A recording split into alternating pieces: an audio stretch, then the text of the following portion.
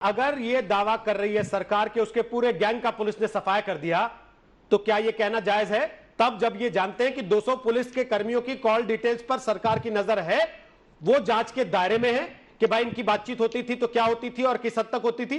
2 पुलिसकर्मी जो जेल के अंदर बैठे हैं, क्या वो उसके गैंग के सदस्य नहीं माने जाने चाहिए?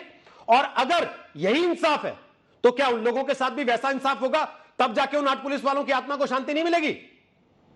देखिए, जिसने जो किया है उसको उसकी भरपाई करनी ही पड़ेगी कानून और विधि सम्मत तरीके से। ये 2 पुलिसकर्मी तो सिर्फ एक मिसाल है, लेकिन इतने कितने पुलिसकर्मी, आईएएस आईपीएस अफसर, कितने राजनेता हैं, उन सब का हिसाब अब जनता मांग रही है। रोहित जी, प्रदेश कुर्बानी मांग रहा है, और अगर आज कुर्बानी शलम बड़ी जी सरकार ने नहीं दी तो आप इतिहास से चूक जाएंगे, इतिहास आपको क्षमा नहीं करेगा। कम से कम हमारा विपक्ष, सम्मानित विपक्ष, अगर कोई सकारात्मक परामर्श दे रहा है उसको आत्मसात करके उस पर कार्रवाई पे जरूर विचार करें।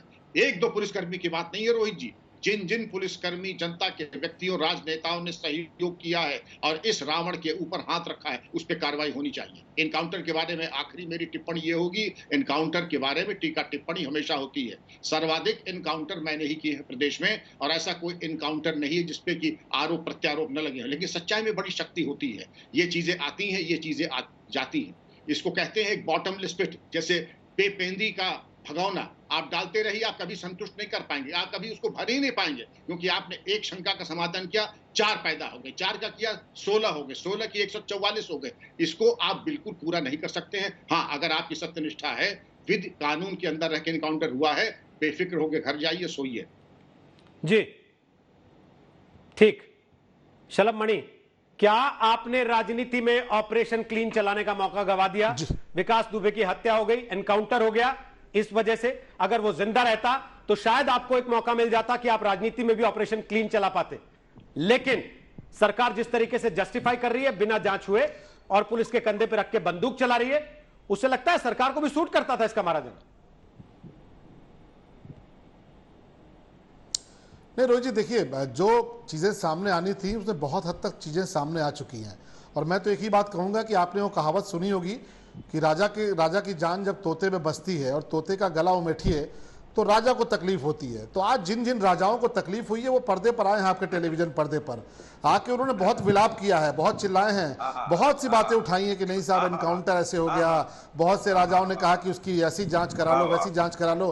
तो राजा के तकलीफ हो रही है क्योंकि तोता मारा गया है। और ये तोते कौन कौन से तोते हैं? आपने उत्तर प्रदेश में ऐसे बहुत से तोते देखे हैं। मुख्तार अंसारी किसका तोता है?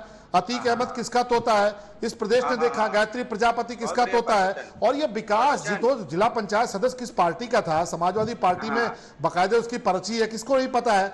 तो ये तमाम तोतों के चलते आज जो दर्द हो रहा है राजाओं को, वो सबको समझ में आता है। और रही बात जहां तक एनकाउंटर को लेकर सवाल उठाने की, रोहित भाई, तो आप बहुत अनुभवी पत्रकार हैं, आपको एक एनकाउंटर याद होगा, बाटला एनकाउंटर हुआ था। और बाटला एनकाउंटर में हमारे शहीद महेश चंद शर्मा शहीद हुए थे और आतंकी मारे गए थे। सुरेंद्र राजपूत जी की जो राष्ट्रीय प्रमुख हैं, सोनिया जी, उनके बारे में सलमान खुर्शीद जी ने कहा कि नहीं साहब बहुत रोई वो तो उनके मारे जाने पर। और ये कहा गया कि इनकाउंटर फर्जी है। दिग्विजय सिंह ने कहा कि इनकाउंटर फर्जी है।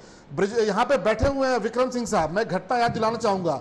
अनुराग भदौरिया की पार्टी की सरकार थी और एक आतंकी की मौत हो गई, लू लगने से मौत हुई, और विक्रम सिंह साहब के खिलाफ 302 का मुकदमा दर्ज हो गया था। आप पूछिए, विक्रम सिंह साहब सामने बैठे हैं, कि विक्रम सिंह साहब और ब्रिजलाल, जो कि दोनों बहुत ही शानदार अफसर उत्तर प्रदेश के माने जाते हैं, इनके खिलाफ एक आतंकी के लू से मरने पर 302 का मुकदमा समाजवादी पार्टी की सरकार ने आतंकियों की तरफ से दर्ज करा दिया था। उत्तर प्रदेश में आतंकियों के मुकदमे वापस लिए जाने लगे थे समाजवादी पार्टी की सरकार में। आप वैसी व्यवस्था चाहते हैं क्या कि आतंकवादियों के मुकदमे वापस लिए जाएं, एनकाउंटर को सवाल उठाकर अपराधियों को संरक्षण दिया जाए, मुख्तार अंसारी को ब्रांड एम्बेसडर बनाया जाए, अतीक अहमद को ब्रांड एम्बेसडर बनाया जाए? आप वैसी व्यवस्था चाहते हैं क्या? या आज उत्तर प्रदेश में कौन सी व्यवस्था है? योगी आदित्यनाथ जी ने स्पष्ट कर दिया है। आज मुख्तार अंसारी को हार्ट अटैक हो रहा है कि नहीं हो रहा? आज मुख्तार अंसारी को जेल में अंदर परेशानी हो रही कि नहीं हो रही?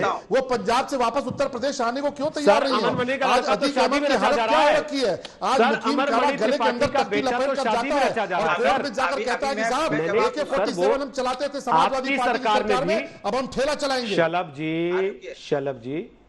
शलभ जी, आपकी सरकार में जो लोग मौज कर रहे हैं उनकी भी तस्वीरें बीच बीच में सामने आ जाती हैं गाय बगाए। पता लगता है कि कब कब किस किस को अय्याशी का मौका मिल रहा है, उस पर भी अभी बात करूंगा। लेकिन आपने क्योंकि सीधा निशाना अखिलेश यादव पर साधा, जो कि आज तक पर लाइव मौजूद थे दिन में, और उन्होंने आपकी सरकार को घेरा, अनुराग भदौरिया जवाब देना चाहते हैं। अनुराग भदौरिया, मेरा एक सवाल भी है आपके लिए। पिछले एक हफ्ते से ये लोग कह रहे थे बैठकर कि अगर एनकाउंटर हो गया तो समाजवादी पार्टी को सबसे ज्यादा दर्द होगा, और आप लोग वो साबित कर रहे हैं कि हाँ आपको ज्यादा तकलीफ हो रही। क्योंकि उनको पता है ना कि सच समाजवादी पार्टी बोलेगी, अभी ये सुनेंगे। इनको शायद पता नहीं अमन मणि त्रिपाठी इनके क्या लगते हैं रिश्ते में, ये बता दे। भारतीय जनता पार्टी के रिश्ते में क्या लगते हैं? चचा, मामा, दामाद क्या लगते हैं? मुख्यमंत्री अपने बगल में बैठा के रैली कर रहे थे, उनके वो बैठे हुए तो और सामने क्या कह रहे थे? कोई अपराधी बचेगा नहीं उत्तर प्रदेश के अंदर में, अपराधी है यहाँ रहेगा या ऊपर चला जाएगा। और सुन लीजिए, इंस्पेक्टर सुबोध सिंह की हत्या हो जाती है, बजरंग दल के लोग हत्या कर देते हैं, उसके बाद हत्यारा छूट जाता है, उसके बाद फूलमाला पहनाते हैं। उस समय नहीं आपको सजा दिलाने की याद आई? आपका कन्नौज का सांसद सुन लीजिए कान खोल के, एक अधिकारी को घर में घुस के पीटता है और उसके बच्चे बिलखते रहते हैं, मेरे पापा को छोड़ दो, मेरे पापा को छोड़ दो। 4-4 साल के बच्चे, सोचिए बच्चों की उम्र क्या होगी। आज तक रात में जग के उठ के बैठ जाते हैं कि बीजेपी का सांसद तो नहीं आ रहा है, उसके ऊपर क्या कार्रवाई की आपने, जरा बता दीजिए।